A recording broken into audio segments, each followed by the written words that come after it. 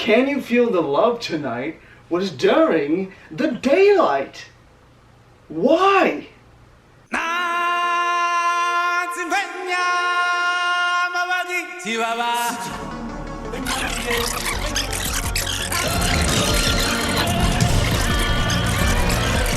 What's up, Telegang? Vinci here from iPleatheTV, coming at you again with another banging ass movie review.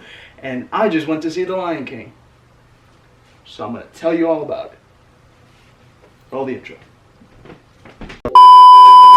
Yeah, fast like a Tesla, you want all my love, better catch it, little baby, you falling in love, and my heart got a key for your mom, but it's also a weapon. Ooh, ay, ooh, ay. Lion King stars Childish Gambino himself as Simba, Beyonce Knowles, who the fuck says that anymore? Beyonce as Nala, James Earl Jones as Mufasa, thank God, and Chiwetel Ejiofor, did I say that right? Chiwetel Ejiofor as Scar. Let's get into it. I like this movie. It was really great. Picture this.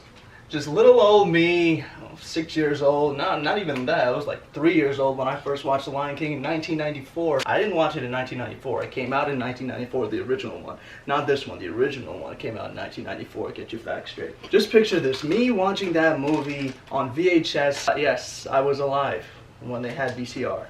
I know many of you weren't. Just picture me, 5 years old, probably less than that, watching this movie for the first time, the 1994 one. Crisp and clean, it was one of the best movies I'd ever seen in my life. I watched it over and over and over again. And then, 25 or so years later, we're back doing it again. This time, with an upgrade, this time in HD, like 4K, like some really crisp visual effects here. You can imagine that I was probably just like really excited to see this movie. I was. Everybody loves nostalgia, right? You love nostalgia, your grandmother loves nostalgia, your stepfather, who I know you don't like, loves nostalgia. The thing about this movie is that it provided nostalgia. That's why people are really gonna see it. That's why it's gonna make money in the box office. I really intended to like this film. Trust me, I did. I went into this movie hoping, praying to God that I would love this movie. And I came out of it, I don't even know.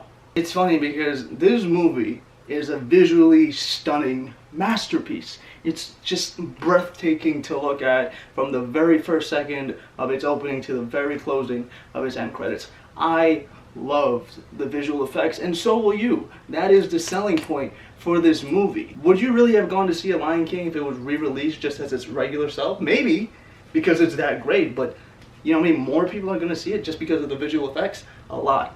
That's my point here. The point is, the selling point is the novelty of great visual effects. That is the selling point. Also, it's The Lion King. Who doesn't love The Lion King? But apart from that, after the first 20 minutes or so, that novelty of great visual effects wears off. And then you're left wondering how great this movie actually is going to be.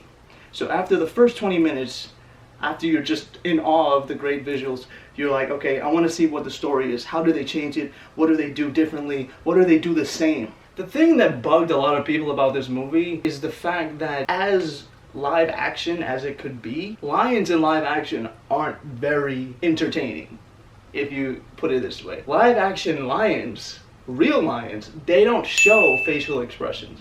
So their happy face is their sad face, is their mad face, is their I want to kill you face. Putting that into this movie, trying to make it as real as it could be, kind of backfired in a way because this movie is kind of devoid of any emotion whatsoever. It pains me to say that because I love The Lion King. I wanted this to work, and trust me, it's still gonna make a lot of money. The only thing is the visual, like the facial expressions, they're just off. And the thing about a Disney movie is that it has emotion. This movie is nothing compared to the original 1994. I mean, it's a great nostalgia feel. You go to the movies, you're back in 1994, like when you were just jacking off and doing nothing with yourself. Fuck you! Fuck you! And fuck you! Now it's 2019 and we have a Lion King movie that has great visuals, but that's all it really has. The cast. See, the thing with this is every time I heard the cast just saying the words differently than how it was originally supposed to be said. Let me explain. I was trying to fool him. We will rule together. Well, how I originally remember it to be said, I just find it myself just begging for them to say it the right way. No, it's not Hakuna Matata, it's Hakuna Matata. What a wonderful phrase. You know, that shit, like, and it's missing that because they're trying to do it differently. And listen, I get that. Why would you make a shot-for-shot remake of another movie? But that's the thing. This is different from Aladdin. Lion King is not Aladdin. Lion King is not Pocahontas. Lion King is not Hercules. And those movies are all great in their own right. But Lion King is in a tier all of its own. So I understand them not really wanting to change anything. It's better that they did add some things instead of change everything. That's not the point, okay? I would not have expected them to do something completely different than the original 94 movie because that is the best. That is the best product. You cannot change perfection, okay? You can probably add to it, but there is no deleting things. And that is what they did with one scene, my favorite scene. I've been running from it for so long. Ow! Jeez, what was that for? It doesn't matter. It's in the past. How do you take out? That's a great ass scene. Why would you take it out, Disney? What the fuck is wrong with you, John? You know the scene when Simba and Rafiki are having this heart-to-heart moment and Rafiki's trying to teach him a lesson that things happen and you learn from it. That is not in this film. As soon as you see Rafiki, first of all, you don't even know what the hell Rafiki's saying half of the time in the goddamn movie. The second thing is, when that scene is supposed to come up, they just cut it. Like, it's just really shortened down. Like, why would you add parts that I mean, they're great, like filler parts, but don't take out something that's so pertinent to the movie that'll harm the rest of the movie. I mean, the movie was still great, good-ish without it, but come on, it would have been better with it. I don't understand why you would take out such an iconic moment in the movie, but that's okay. I can get past that. What I cannot get past is, why is Can You Feel the Love Tonight in the daylight? That doesn't make any fucking sense.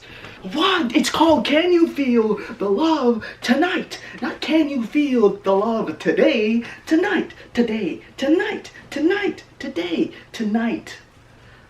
I can say though that when Mufasa dies, it's kind of just as sad as it was the first time because you know what's happening, you know what's coming, and it's just, I'm just seeing his death in HK. I'm just seeing his death in 4K. It still hurt me like a son of a bitch. Listen guys, I don't want it to seem like I'm crapping on this movie. It's a good movie. It's still a good movie. It's just not original good. It's a good movie. It's an opener, but it's not the main event. The main event is the original. This is the movie you open for. That's all I can really say. That is my interpretation of this movie. And if I could impart some advice, enjoy the movie for what it is, not what it's trying to be. I know a lot of people are wondering, how's the voice cast? Did they do great? Did they do good? Did they bomb it? It's 75-25, I'd say. The movie, like the cast, when you see it on paper, it's like, wow, yes, this is a perfect Lion King cast. When you hear it, it's, most of it is good. Mufasa, of course, he's the original. James Earl fucking Jones, like, doesn't get any better than that. Nobody else could have played that role. He's perfect. Childish Gambino. You know, I personally, I just don't see his voice as Simba, but he still does fine in the movie. That's no problem. Beyonce as Nala. Her the same. Everybody else, John Caney, Billy Eichner as Timon, Seth Rogen as Pumbaa. Seth Rogen as Pumbaa is pretty fucking spot on. If I'm gonna say so myself, you will be like, yeah, that's Pumbaa. That's Pumbaa. Billy Eichner as Timon, you might just be like, that character's not gay. That's all you'll think. I have nothing against gay people, I'm just saying. He kind of has that, you know, he sounds like Billy Eichner, basically. But I think he did fine. I loved it. Apart from that, Chiwetel Ejiofor as Scar. To me, nothing can replace Jeremy Irons' Scar. Jeremy Irons is Scar. That voice is just like Mufasa. It's like kind of, like nobody can play it better than him. It's kind of that thing. But Chiwetel Ejiofor does a great job trying, and he does play a menacing Scar. I'll give you that. Guys, like I said, just go into this movie, enjoy what it is, not what it's trying to be. That is all I'm trying to say. I loved what it was trying to do. I love that nostalgia feeling that I got. and I would definitely recommend that you guys still go see it, just to see the visuals, if nothing else. Okay, because it's still a visually stunning movie. It's an achievement, and you guys should still go see it. Okay, that is my recommendation. And if nothing else, it'll just make you appreciate the original so much more. When I finished watching that movie, all I wanted to do was just go home and watch the original movie. And that's it. And with that, I give this film an 84%. That is a silver star. Thank you guys so much for watching. I really appreciate you guys sticking around to the very end to watch this. Give it a thumbs up if you like this video. Want more movie reviews? If you like the way I do movie reviews, give it a thumbs up and comment and let me know down below, because I love doing movie reviews and I love doing videos about film. This is my personality. If you liked it, like I said, give it a thumbs up. I would really appreciate it if you stuck around and subscribed and watched my other videos. Thank you so much for watching. I will see you guys later. I love you, Telegang. Signing off. Swimming in money, I found better fishes, yeah. I got the key to your body, your heart, your mind, your soul. You got me thinking I'm falling in love and it never gets old. Baby, I'm drowning in love, just promise you'll never let go. And fuck what they speaking of, they don't wanna see you go.